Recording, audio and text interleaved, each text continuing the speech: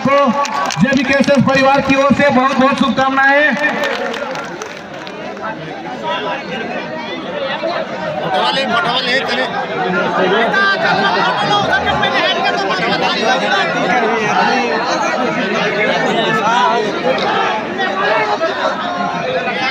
हासिमदास JMM Bokaro जिला के अल्पसंख्यक मोर्चा के सचिव, संगठन सचिव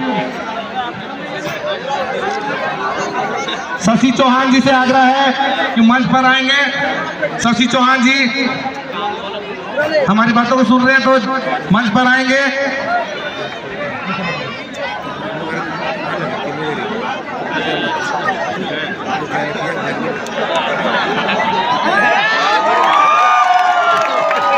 कुणाल कहाँ है? कुणाल जहाँ भी है तुम्हारे पास नहीं है तो दो कुणाल।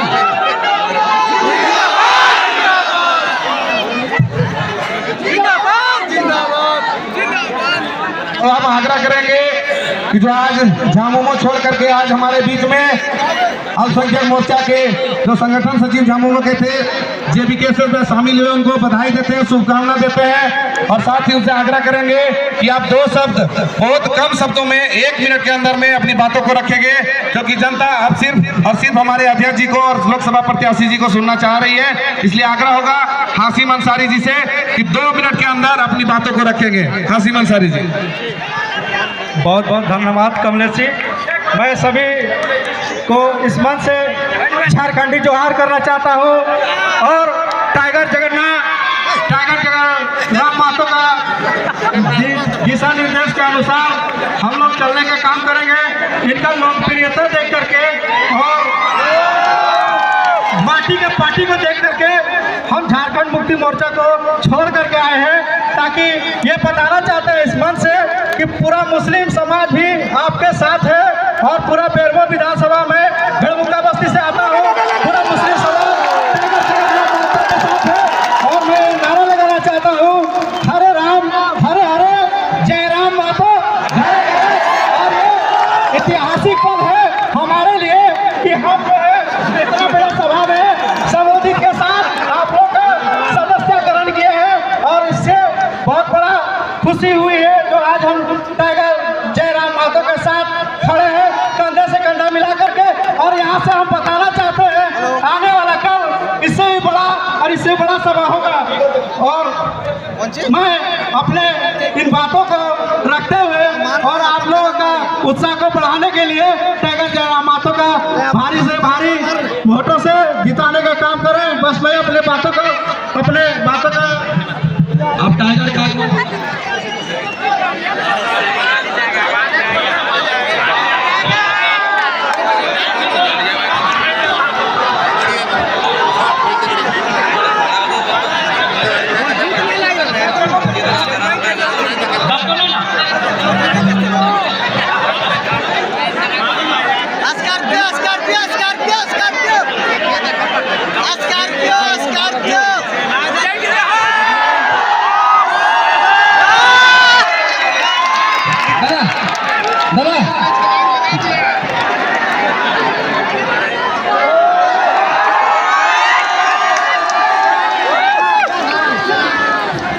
हेलो अबे इधर से बैठ जाओ ना ताकि आवाज ना जाए। बैठ जाओ, स्टेज बैठ जाओ। हाँ बैठ जाओ सब। तो सबसे पहले आज विनोद बिहारी महतो स्टेडियम के इस प्रांगण में करगली फुटबॉल मैदान में जितना जहां आटा ला जूटा ला और जे जे हमर से बोड़ लगा सोबिन के गोड़ लगे है आशीर्वाद देभा। आशीर्वाद ही खातिर देभा कि आज तोहनी के आशीर्वाद ही, तोहनी के दुआ ही हमनी के जिंदा रखल और तोहनी के आशीर्वाद ही हमनी के जान दल है। आज लगातार 10 दिन से तोहनी के हम बताया चाहिए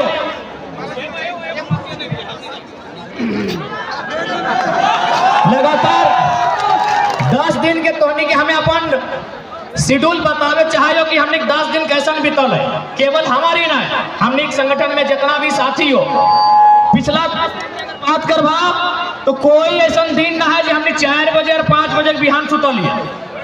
हर एक दिन आज हमने 4 बजे या तो 5 बजे बिहान सुते है। उठे खातिर फिर 7:30 बजे हमने एकदम 8 बजे उठ जाए। सूत रही, मात्र 2.5 घंटा सूत रही। और अगर खाना पीना के बात करवा तो तोहनी के सामने हमने झूठ नहीं कहबे। आज तो अभी तक हमने मात्र 3 को पराठा खाए कही। तो सह खातिर तोहनी का आशीर्वाद बहुत जरूरी हो। तोहनी अगर आशीर्वाद नहीं देबा तो हमने जिंदा नहीं रहबो। तोहनी का आशीर्वाद हमने के जान दे। और सबसे महत्वपूर्ण बात तोहनी का आशीर्वाद ये खातिर भी कि आज देख सकल है कि किस प्रकार से शासन प्रशासन में बैठल लोग हमने पीछू लागल है। सदिन बोकारो के 1 मई तोहनी के याद हो, तो याद हो ना दीदी साहब, खासकर चपरी वाला दीदी साहब, तोहनी एक वीडियो है 1 मई बोकारो नॉमिनेशन के दिन तोहनी की याद हो, तो जो कि हम थोड़ा सा हिंदी में संबोधन कर देते। बहुत सारे सीआईएसएफ के जवान भी आए हैं, उनको भी सुनना चाहिए कि झारखंड के साथ कैसा अन्याय होता है। थोड़ा सा हम हिंदी में संबोधन करेंगे। 1 मई को जब हम नॉमिनेशन करने के लिए गए थे, जाते मोटा हो 3000 पुलिस हमको अरेस्ट करने के लिए गई थी। मैं आज इस भीड़ से एक सवाल पूछना चाहूंगा, हम लोग का अपराध क्या है? मैं आप लोगों से एक सवाल पूछना चाहूंगा कि हम लोग का अपराध क्या है, हम लोग का गुनाह क्या है? क्या हम लोग आतंकी है, नक्सली है, अपराधी है, चोर गुंडा मवाली क्या है? हम लोग 3000 पुलिस गए थे हमको अरेस्ट करने के लिए। हम लोग का अपराध क्या है कि आज से 2 साल 2.5 साल पहले स्टूडेंट की मांग को लेकर, छात्रों की मांग को लेकर हम लोगों ने विधानसभा के सामने धरना दिया था। अरे भाई, विधानसभा के सामने धरना देना इतना बड़ा अपराध है कि आप 3000 पुलिस लेके आए। चलिए ठीक है, आप पुलिस आए तो आए, क्योंकि हमारा आंदोलन झारखंड सरकार से था, यानी झारखंड सरकार की पुलिस आ सकती है, उनका स्वागत है, वो हमको अरेस्ट कर सकती थी। लेकिन एक सवाल, तो यहाँ सीआईएसएफ के भी जवान बैठे हैं, वहाँ सीआरपीएफ के पुलिस आई थी। सीआरपीएफ क्यों आई थी? एक सवाल हमको दीजिए, हम बहुत कम उम्र का लड़का है। सीआरपीएफ क्यों आई थी वहाँ?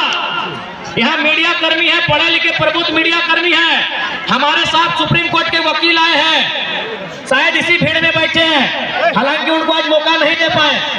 सीआरपीएफ क्यों आई थी झारखंड वासियों, बताइए। सीआरपीएफ कब जाती है? सीआरपीएफ सेंट्रल पुलिस होती है, हमारी लड़ाई नियोजन नीति की राज्य सरकार से है। सीआरपीएफ क्यों आई थी, मैं ये सवाल पूछना चाहता हूं।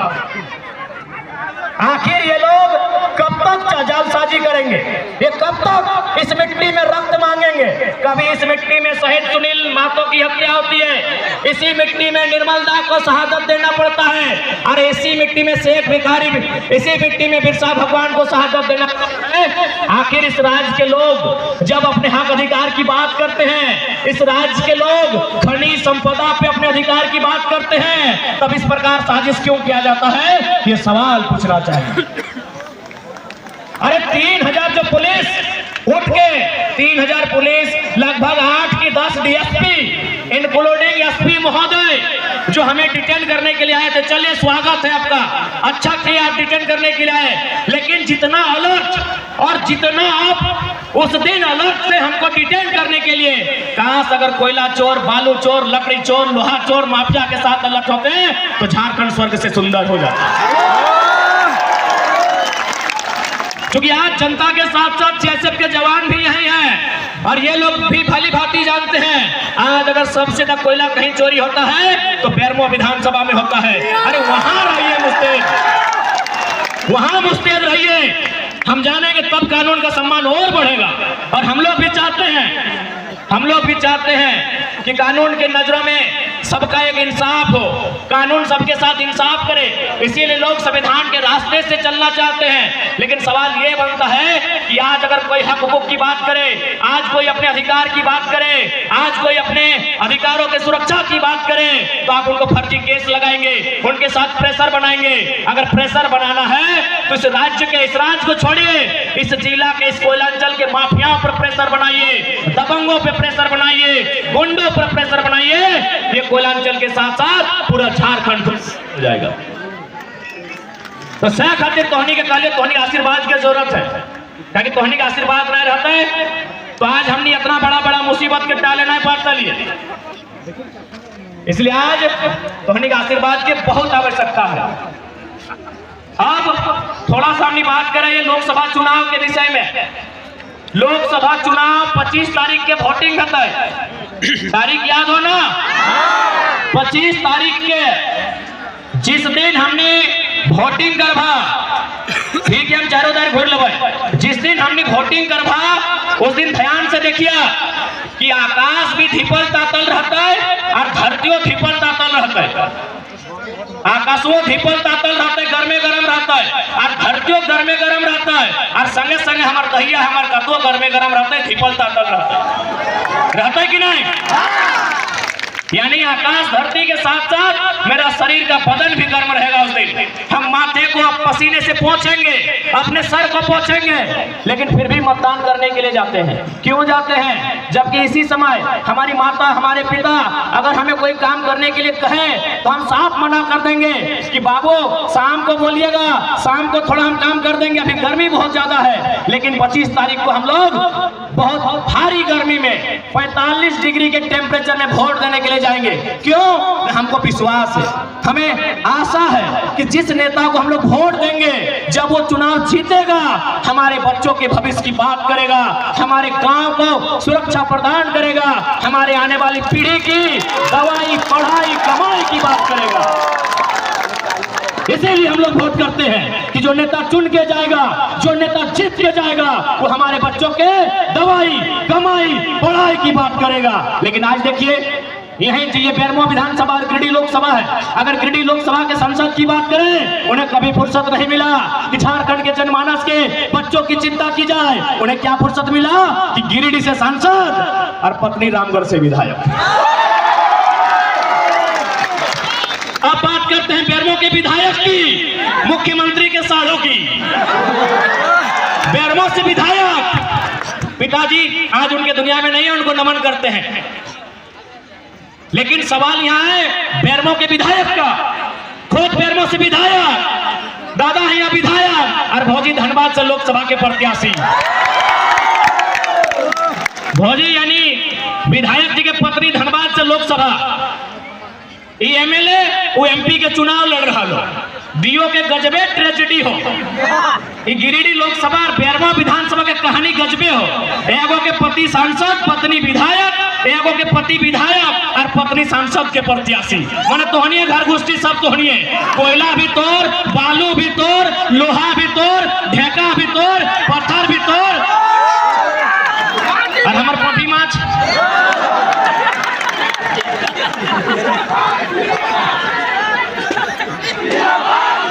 बताइए ऐसे राजनेताओं को आखिर लोग वोट कैसे देते हैं? और आप उनके हलफनामा को पढ़िएगा। जो बेरमो के विधायक है उनकी जो अर्धांगिनी है उनके हलफनामा को। अरे जब हलफनामा में उतना संपत्ति दिखाया है तो जो छुपाया गया हो संपत्ति कितना हो? जब वो अपने हलफनामा में इतना संपत्ति दिखाए हैं तो जो छुपाया गया वो कितना होगा? एक बात बहुत सारे लोग कहते हैं कि नहीं, जो आप बाहरी भीतरी की बात करते हैं, हम स्पष्ट कहना चाहेंगे हम सामाजिक न्याय की बात करते हैं। यही हमारे महाराष्ट्र के भैया हैं, देखिए इनको। भाऊ जोहार, जय महाराष्ट्र जय झारखंड। ये महाराष्ट्र है। तमाम मीडिया वाले बिल्कुल इनको फोकस कीजिए, क्योंकि इनके सामने हम दूध का दूध और पानी का पानी करेंगे। जो लोग हमें कहते हैं ना कि ये लड़का बाहरी भीतरी की बात करता है। अच्छा एक बात बताइए भाऊ, हमारे बात बताइए, आप सिर्फ इशारों में बताइए ना, इशारों में सिर्फ बताइए, क्या महाराष्ट्र में हमारे झारखंड के अगर कोई बच्चे जाएंगे वहाँ जो सरकारी नौकरियां हैं, डीएसपी वगैरह, बीडीओ वगैरह, सीओ वगैरह, तहसीलदार, दीवानी जो भी है, क्या वो फॉर्म भर के बन सकते हैं? नहीं। सुनिए महाराष्ट्र के भैया हैं, इनको कोई फोर्स नहीं की है। मीडिया वाले इनको बिल्कुल फोकस कीजिए। जो कहते हैं जरा माँ तो बाहरी भीतरी की लड़ाई करता है, अरे भाई हमारे लोग भी महाराष्ट्र में रहते हैं, हम लोग मजदूरी का काम करते हैं, हम लोग महाराष्ट्र का धन्यवाद भी देते हैं कि चलो भाई हमें रोजी रोजगार के लिए जगह दिया। बिल्कुल हम लोग महाराष्ट्र के अलावा उन तमाम राज्यों का, बाकायदा बिहार और यूपी क्यों ना रहे, अगर हमारे मजदूर वहाँ पटना में, इलाहाबाद में रहकर मजदूरी करते हैं उनका हम धन्यवाद देते हैं, क्योंकि हमें मालूम है वो राज्य हमारा नहीं है, और तो हमें वहाँ राज्यवासियों का अधिकार नहीं मिलेगा। बात बराबर है भाई? बराबर है, सही बात है, सही बात है ना। यानी अगर हम कहें कि महाराष्ट्र मराठियों का है, कोई दिक्कत नहीं। गुजरात गुजरातियों का है, कोई दिक्कत नहीं। बंगाल बंगालियों का है, कोई दिक्कत नहीं। बिहार बिहारियों का है, बरोबर है। तो अगर हम कहें झारखंड झारखंडियों का है तो दिक्कत होना चाहिए। आप बनाएंगे एक काम है इसके लिए। आप देखिए यहाँ महाराष्ट्र के एक भाई हैं, पूछिए इनसे। हमारे आपके महाराष्ट्र में हमारे 5 लाख लोग रहते हैं। या आप तो खुद सतारा में हैं, या आप खुद बताइए वो कैसा रहते हैं। 1 मिनट बता दीजिए किस प्रकार का कमरा है और क्या काम करते हैं। 10 बाय 10 खोली में वो अपना बेबी बच्चे पढ़ाई। सुन लीजिए, 10 बाय 10 के रूम में बीवी बच्चों के साथ रहते हैं। 10 बाय 10 बुझा वो, यानी 2 आदमी सुथवार घरवा में हटाए जी तो 10 बाय 10 के। 10 बाय 10 इन्हें हम कोनो बोलने के लिए प्लानिंग करके नहीं लाए हैं, ये बल्कि ये स्कूल चलाते हैं, संस्था चलाते हैं। इनके पास भी बहुत सारे झारखंडी नौकरी करते हैं ना भाई। या हमारे जो भाई सुनील माने साहब, संजू जी माने हमारा दूसरा भाई है, वहाँ नौकरी करते हैं, बात बरोबर है। बराबर है। 10 बाय 10 के कमरे में, सुन लीजिए, 10 बाय 10 के कमरे में एक मराठी भाई यहाँ खड़ा होकर बोल रहे हैं, आज 50,000 की भीड़ में बोल रहे हैं कि जो झारखंडी वहाँ रहते हैं 10 बाय 10 के कमरे में। उसी कमरे में पत्नी भी रहती है, हाँ पत्नी भी रहते हैं, बच्चे भी रहते हैं, सगे वाले भी रहते हैं, सगे वाले भी रहते गाँव हैं। वाले आएगा नहीं वो भी उधर रहता है। 10 बाय 10 के कमरे में पूरा परिवार रहता है। हमारी लड़ाई कैसे गलत है भाई, कौन हिसाब से गलत है? अब एक बात हम क्लियर कहना चाहेंगे, जो लोग हमारी बात को सुन रहे हैं वो झारखंड के अलावा किसी राज्य से रहे। हमारी लड़ाई किसी राज्यवासी से नहीं है, बात को समझिए। हम बात कर रहे हैं 1932 खतियान की। अब सवाल है कि 1932 के खतियान का मतलब ये थोड़ी है कि जो लोग खतियानधारी नहीं है राज्य से चले जाए। ऐसा किसने कहा आपको? बिल्कुल नहीं। पहले समझिए कि खतियान का इस्तेमाल कहाँ होगा, खतियान का इस्तेमाल कहाँ होगा, उसका उपयोग कहाँ होगा ना। हम लोग मांग कर रहे हैं कि खतियान के आधार पर इस झारखंड की स्थानीय नीति बने, क्योंकि सभी झारखंडी नहीं होंगे। 140 करोड़ लोग झारखंडी नहीं होंगे। बात को समझिए, जितने भी गैर झारखंड के लोग यहाँ रहते हैं और अपने राज्य में भी, यानी दोनों राज्य में रहते हैं, बात को समझिए। भारत की अभी जनसंख्या मान के चलिए अनुमान 140 करोड़ है, अनुमान मानते हैं, और झारखंड की जनसंख्या मोटा मोटी 3.5 करोड़ है। तो भाई पूरा का पूरा 140 करोड़ झारखंडी नहीं हो सकता है, समझिए बात को। 140 करोड़ जो भारत की जनसंख्या है वो सबके सब झारखंडी नहीं हो सकते हैं। तो झारखंडी कौन है? तो जो झारखंड के भूभाग में रहते हैं। तो हमारे खतियान आधारित नीति का मतलब है कि इस राज्य के जो मूलवासी हैं, इस राज्य के बाहर जिनका सरकारी नौकरी के अलावे किसी सरकारी दस्तावेज में कोई नाम नहीं है, क्योंकि बहुत कोई रेलवे का नौकरी करते हैं, कोई इलाहाबाद में है, कोई कानपुर में है, कोई कर सेंट्रल नौकरी कोई कहीं कर सकता है, तो वहां सरकारी नौकरी में उसका नाम हो सकता है, लेकिन उसके अलावे उसका नाम किसी दस्तावेज में नहीं है। वो मूल रूप से झारखंडी है, जिनका सिर्फ यही नाम है, यही दस्तावेज है, यही घर है, यही मकान है, यही सब कुछ है। अब सवाल है कि खतियान के आधार पर एक स्थानीय नीति बनेगी। उस स्थानीय नीति को लागू किया जाएगा जो झारखंड की वैकेंसी होगी। झारखंड की वैकेंसी मतलब दरोगा, चपरासी, होमगार्ड, जिला पुलिस, जेपीएससी, जेएसएससी, यानी झारखंड सरकार जो नौकरी निकालेगी, झारखंड सरकार जो बहाली लेगी, उस बहाली में लागू होगा कि जिनके पास स्थानीय प्रमाण पत्र है वही लोग फॉर्म को भरेंगे। इसका मतलब थोड़ी कि आप यहाँ व्यापार नहीं करेंगे, आप यहाँ काम धाम नहीं करेंगे, आप यहाँ रोजी रोजगार नहीं करेंगे, आप यहाँ कंपनी फैक्ट्री में काम नहीं करेंगे। ये गलत है, ये भ्रम है। तो इसलिए जितने भी लोग ऐसे हैं जो इस राज्य के नहीं हैं, आप लोग कृपया भ्रम में ना रहें। हमारा मांग क्या है, हमारा आंदोलन क्या है, उसकी असलियत को समझने का काम करें। और मैं बिल्कुल कहता हूं, जो लोग ईमानदारी से, जो लोग निष्ठापूर्वक इस विषय को समझते हैं, वो कर हैं, हमारे साथ खड़े हैं। और साथ ही साथ इसलिए उस भ्रम से बाहर निकलिए। बाकी हमारा डिमांड क्या है? निजी क्षेत्र में 75%, यानी 25% में बिहार, यूपी, बंगाल, उड़ीसा के कहीं के लोग आए, स्वागत है आपका। निजी क्षेत्र का मतलब है प्राइवेट सेक्टर। प्राइवेट सेक्टर में हम लोग का डिमांड क्या है? 75%। बाकी 25% ओपन है, उसमें आप आए, जिसको आना है, जहां से आना है, आपको आने के लिए स्वागत है। हम लोग सरकारी क्षेत्र में क्या मांग कर रहे हैं कि जो हमारा ओबीसी का आरक्षण उसको थोड़ा इंक्रीज किया जाए और उसको 90% झारखंडियों के लिए। अब सवाल आप करते हैं कि नहीं, जनरल में बहुत ज्यादा छूट जाता है, तो वहां भी नियम है कि जनरल 1 और जनरल 2 में परिभाषित किया जा सकता है। बहुत सारे ऐसे राज्य हैं वहां जनरल विजयदा जनरल वर्ग से आते हैं। जनरल 1 और जनरल 2 में उसको परिभाषित किया जाता है। जो जनरल 1 होगा वो केवल झारखंडी भरेंगे, और जो जनरल 2 होगा जो 10% छूटेगा उसमें all over India, Bihar, UP, Bengal, Calcutta जहां भरे कोई मना नहीं है। अब एक बात बताइए, अब यहां से इन मुद्दों के बाद भी किनको लगता है हमारी लड़ाई गलत है भाई? और एक बात, जो लोग हमारे राज्य में चढ़ के बात करते हैं, अच्छा एक बात बोलिए भैया, उत्तर प्रदेश के लोग भी रहते हैं, माइक से ही बोलिए ना। हाँ बोलो सर। रहते हैं, उत्तर प्रदेश के लोग रहते हैं, हाँ रहते हैं, बिहार के लोग रहते हैं, बंगाल के लोग रहते हैं, पूरा स्टेट का लोग रहते हैं, पूरा स्टेट के लोग रहते हैं, लाखों में रहते हैं। लाखों में रहते हैं। क्या आपके प्रदेश में उन्होंने कभी अधिकार मांगा है? नहीं नहीं, कभी नहीं। उनको सबको झारखंड में चाहिए, कहे ना झारखंड मौका देना है।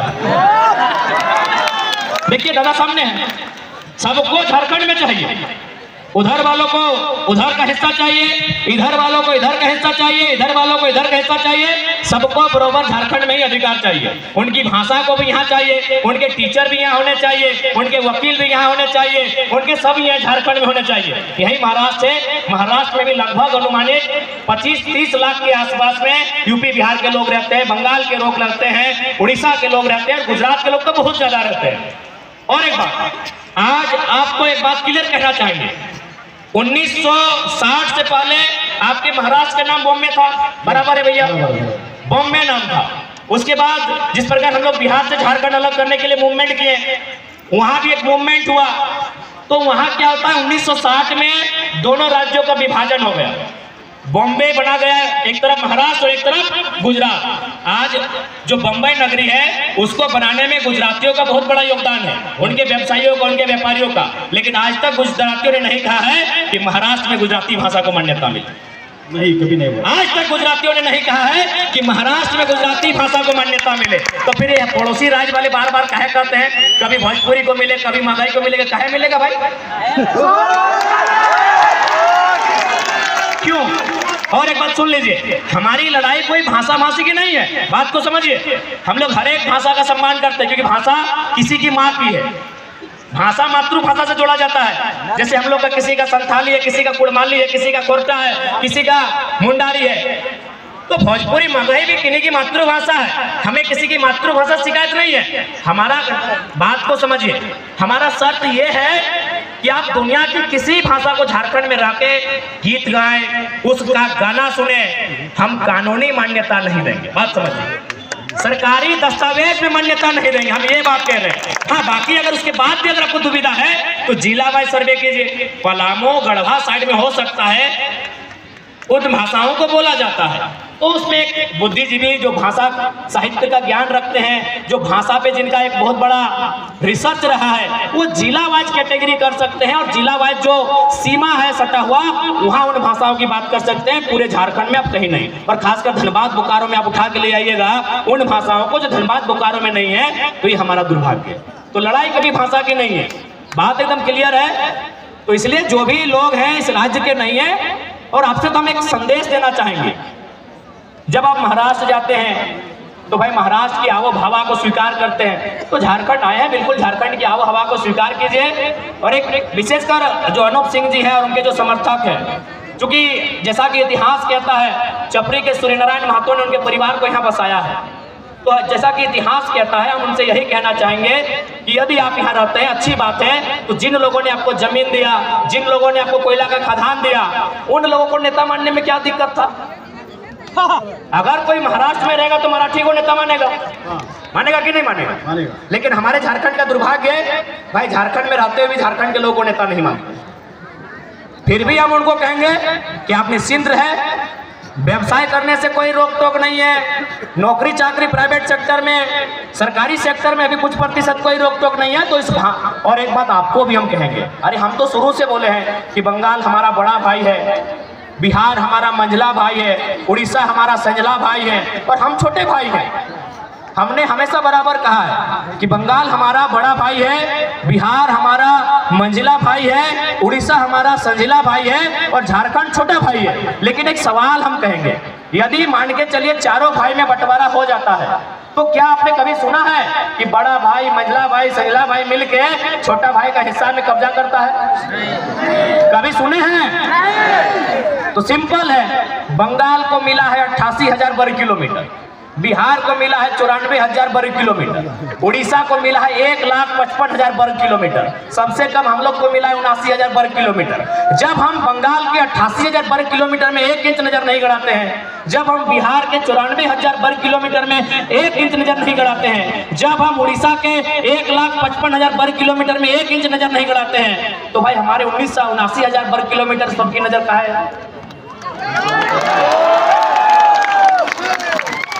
सवाल ये भी आता है कि बहुत सारे लोग ये कहते हैं कि नहीं, हम लोग इसी राज्य के होकर रह गए हैं, अपना राज्य छूट चुका है। तो हम उनको कहेंगे कि आप लोग बिल्कुल दुविधा में ना रहें, एक श्वेत पत्र जारी कीजिए, एक श्वेत पत्र जारी कीजिए कि आप एक ही राज्य के स्थानीय निवासी हैं, आप दूसरे राज्य का किसी प्रकार का संवैधानिक लाभ नहीं ले रहे हैं। हम लोग की एक सर्वे की टीम बनेगी और उन लोगों को तरहीज दिया जाएगा। चलिए, आप ज्यादा समय नहीं लेके आप 10 मिनट संसद के चुनाव पे बात करेंगे। बहुत सारे लोग कहेंगे कि हमारी लड़ाई मान सही है कि नहीं है, तो स्पष्ट कहेंगे कि भारत के संविधान में आर्टिकल 371A में साफ साफ लिखा है कि नागालैंड नागाओं का होगा। नागालैंड में अगर प्रधानमंत्री भी कुछ कानून बनाएंगे तो नागालैंड की विधानसभा से परमिशन लेंगे। तो ऐसा नहीं कि ऐसे कानून नहीं है देश में, ऐसे कानून इसी देश में है, इसी देश के संविधान में ऐसे कानून है। बस हमें आवश्यकता है कि सदन में अपनी दुर्दशा को, अपनी दर्द को, अपनी पीड़ा को मजबूती के साथ प्रस्तुत करने की। अब हमने अपन भाषा में बोले। अब सवाल ये है कि संसद के चुनाव, तो संसद के चुनाव ई खातिर है कि जे हमने राज्य के मुद्दा जो सेंट्रल में हल हो सकल है, जैसे यहाँ कोल के मैटर है, यहाँ विस्थापन के मैटर है, यहाँ और भी जो चीज है जो सेंट्रल में हल हो सकल है, और प्रमुखता से हमने के संसद लेके जीते। जैसे मान के चल, यदि हमनी के शिकायत है, एक आम व्यक्ति के सरकार से, दिल्ली के सरकार से शिकायत है, तो हमनी दुनिया में यूरोप या एक आध कंट्री ऐसा है वहाँ जनता डायरेक्ट जाके संसद में बैठा है और नियम बनवा है। लेकिन हमने देश की आबादी बहुत ज्यादा है, जनता डायरेक्ट अगर संसद में बैठे लगता है तो संसद ब्लास्ट हो जाए। 1.5 अरब आदमी अगर 1.5 अरब आदमी अगर डायरेक्ट नियम बनवे ले संसद जीता है तो संसद ब्लास्ट हो जाता है।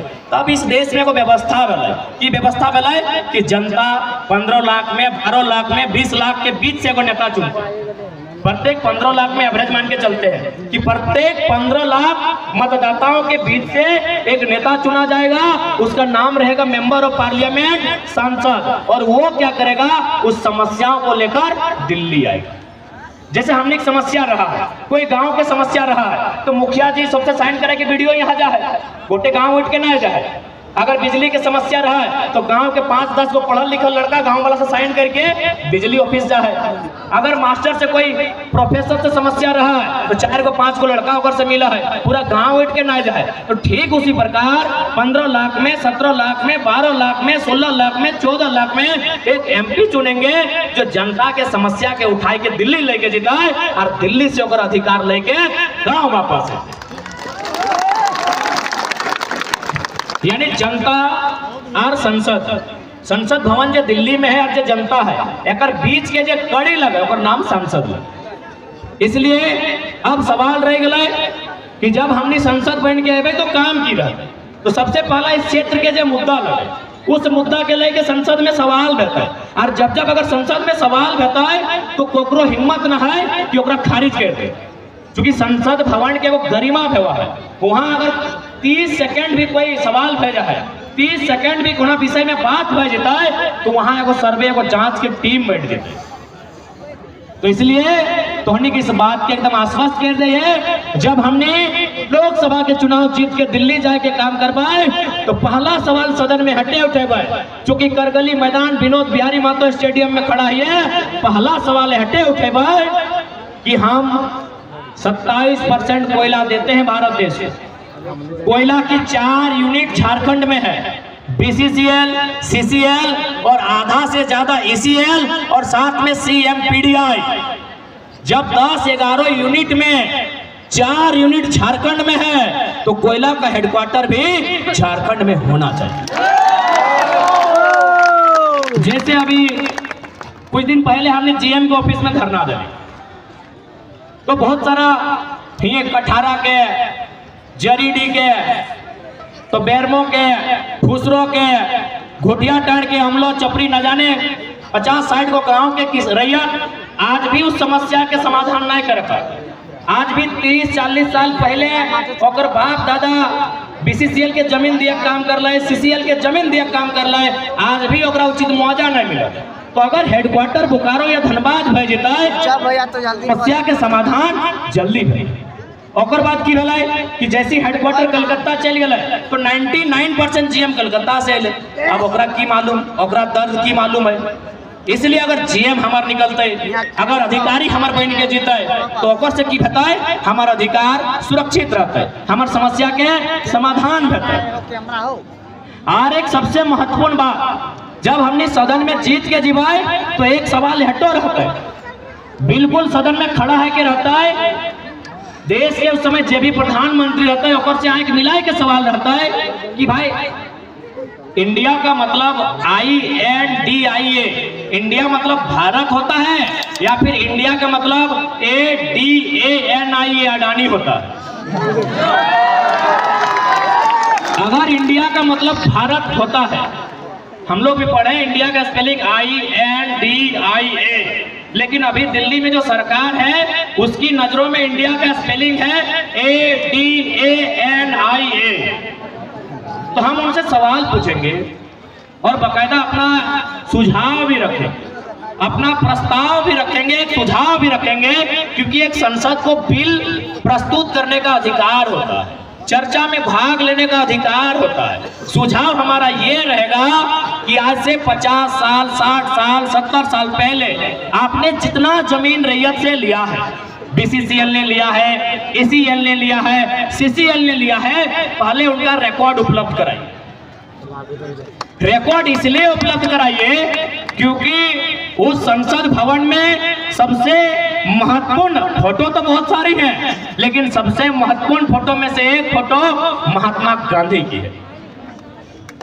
और यदि महात्मा गांधी की फोटो है, यदि संसद में महात्मा गांधी की फोटो है, तो महात्मा गांधी के विचार कहाँ है? ये देश के गरिमामयी संसद में हम रखेंगे कि सिर्फ महात्मा गांधी की फोटो या महात्मा गांधी की मूर्तियां देश में सलामत हैं या महात्मा गांधी के विचार भी सलामत हैं। यदि महात्मा गांधी के विचार सलामत हैं, यदि महात्मा गांधी के विचार सलामत हैं, तो गांधी का विचार था देश की आत्मा बहती है, बसती है गांव में।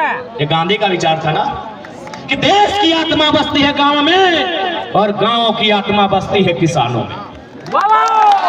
कि देश की आत्मा बसती है गांव में और गांव की आत्मा बसती है किसानों में और किसानों की आत्मा बसती है खेत खलिहानों में, खेत खलिहानों में। तो आज गांधी के भारत में, गांधी के भारत में, गांधी के सदन में खड़ा होकर ये 29 साल का टाइगर ये सवाल पूछेगा कि गांधी के गांव कहां, उन गांव के किसान कहां हैं? अरे भाई, आपके पास रिकॉर्ड है कि टाटा का स्थापना 1907 में हुआ था, मालूम है ना आपको? टाटा का स्थापना 1907 में हुआ था। क्या आपको मालूम है कि उसका मालिक आज कौन है? अरे सिंपल बात है, टाटा का ही नाती पोता छरनाती कोई होगा।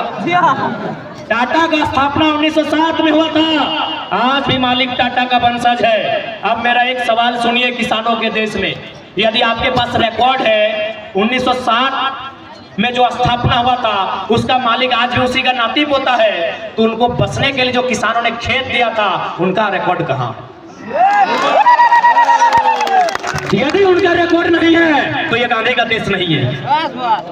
यदि आपके पास किसानों का रिकॉर्ड नहीं है तो ये गांधी का देश नहीं है।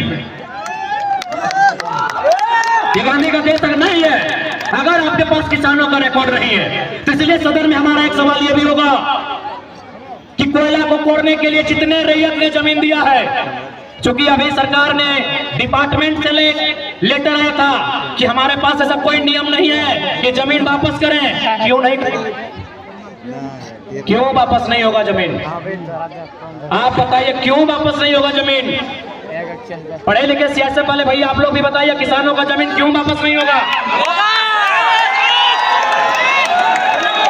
मेरी बात पूरा सुनिए, किसानों का जमीन वापस क्यों नहीं होगा? किसानों का जमीन भारत सरकार का नहीं है भैया, आप लोग भी सुनिए। क्योंकि जहां कोयला है वहीं आपको ड्यूटी दिया जाता है। लोग धरना करते हैं, आप लोग लाठी लेके जाते हैं, अच्छा बात है, आपका ड्यूटी है। आप हमारे भाई हैं, आप कोई अमीर के बेटे नहीं है, नहीं तो आप सीएसएफ की नौकरी नहीं करते। सुनिए मेरी बात पूरी सुनिए। जो लोग कहते हैं किसान को जमीन वापस नहीं देंगे, मैं उस सरकार से पूछूंगा सरकार बना कब है रे? सरकार बना कब है? सरकार कब बना है? अरे भाई 15 अगस्त 1947 को। अरे हमारा दादाजी 1945 का है, मेरा दादाजी 1945 का है कि नहीं भाई? हमारे दादाजी 1945 के हैं। अरे सरकार जब पैदा नहीं हुआ था उससे कई हजार साल पहले खेत में रहा है। क्या ड्रामा करते हैं भाई, हिसाब नहीं दीजिएगा? क्या ड्रामा करते हैं आप? ये कौन सा ड्रामा करते हैं कि हिसाब नहीं दीजिएगा? किसको बेवकूफ बना रहे हैं? सरकार 1947 में बना है और हम 47 से हैं कि ईसा पूर्व से हैं, हम बुद्ध काल से हैं कि हड़प्पा काल से हैं कि उससे 1000 साल पहले से हैं, उसका कोई रिकॉर्ड भी नहीं है। जमीन हमारी है, जमीन हमारे पूर्वजों की है। इसीलिए संसद से ये सवाल होगा कि जो जमीन आपने लिया है कंपनी के नाम में, फैक्ट्री के नाम में, उन जमीन के रिकॉर्ड पता कीजिए कि जमीन किनका था। उस जमीन को जो गड्ढा किए हैं उसमें बालू डालिए, गिट्टी डालिए, छरी डालिए और लास्ट में मिट्टी डालिए और किसान को जोतने के लिए वापस कीजिए। अगर देश की सरकार ये करेगी, कोई सरकार रहे, तब हम मानेंगे ये गांधी का देश, नहीं तो नहीं मानेंगे। तभी मानेंगे ये गांधी का देश है। अरे भाई अजीब है, आप कहते हैं गांधी का देश है, गांधी का देश है, गांधी का देश है और केवल गांधी की तस्वीर है, केवल महात्मा गांधी का फोटो है, केवल महात्मा गांधी की मूर्ति है। गांधी के विचारों की हत्या ये रोज करते हैं। अरे नाथूराम गोडसे ने 30 जनवरी 1948 को गांधी के शरीर की हत्या की थी। आज सरकार में बैठे लोग, मंत्रालय में बैठे लोग, ब्यूरोक्रेट्स में बैठे लोग गांधी के विचारों की हत्या नहीं, गांधी के विचारों की हत्या भी करते हैं और उनके आदर्शों को अपने पांवों तले कुचल देते हैं। यह नहीं था गांधी का विचार, ऐसा नहीं था गांधी का देश, ऐसा नहीं था गांधी के सपनों का भारत। अगर गांधी के सपनों का भारत देखना चाहते हैं तो सबसे पहले जो विधायक एक दिन में 1 करोड़ कमा रहे हैं उसको बंद कीजिए। ये गांधी का विचार नहीं है। गांधी का विचार है resources are made for our need, resources are made for. पहले रिसर्च का मतलब समझ चुके, इंग्लिश का कहावत है, रिसर्च मतलब कोयला।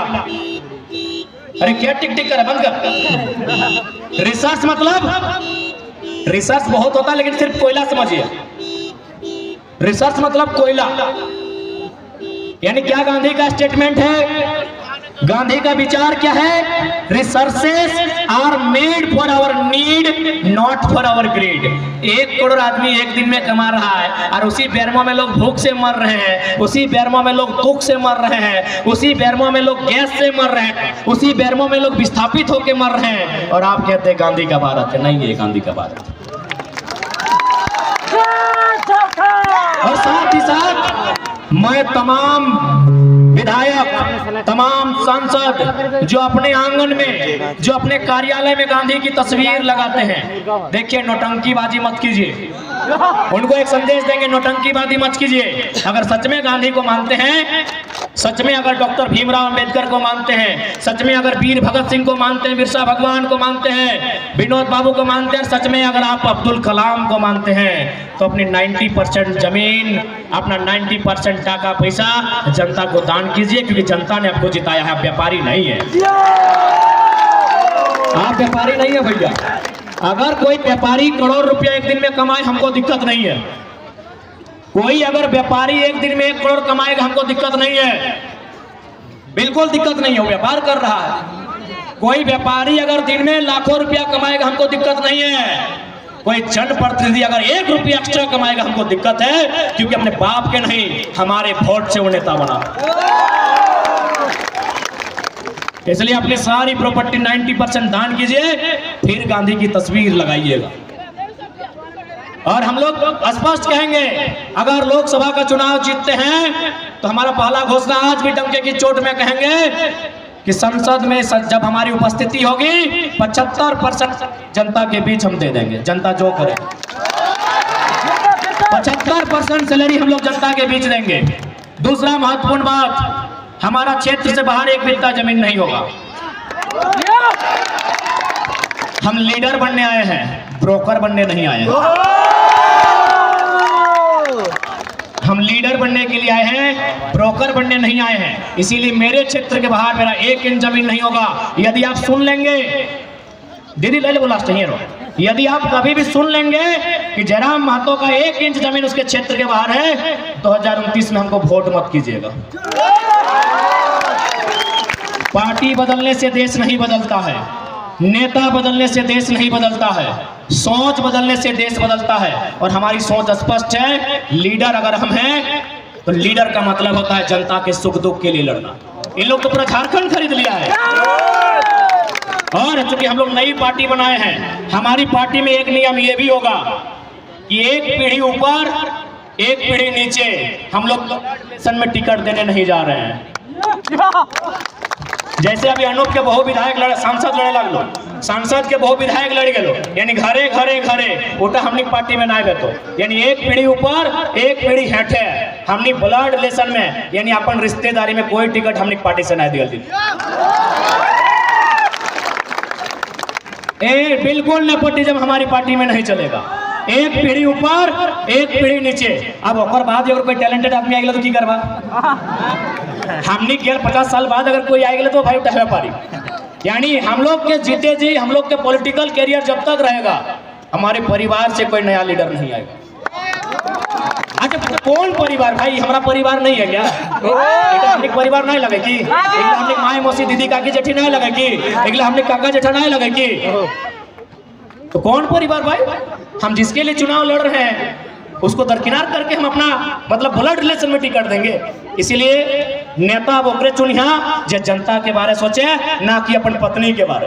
यहाँ सांसदों पत्नी के बारे और विधायक भी पत्नी के बारे। यहाँ सांसदों अपन बहू के बारे और विधायकों बहू के बारे, और जनता की करता जा कहीं घास निको।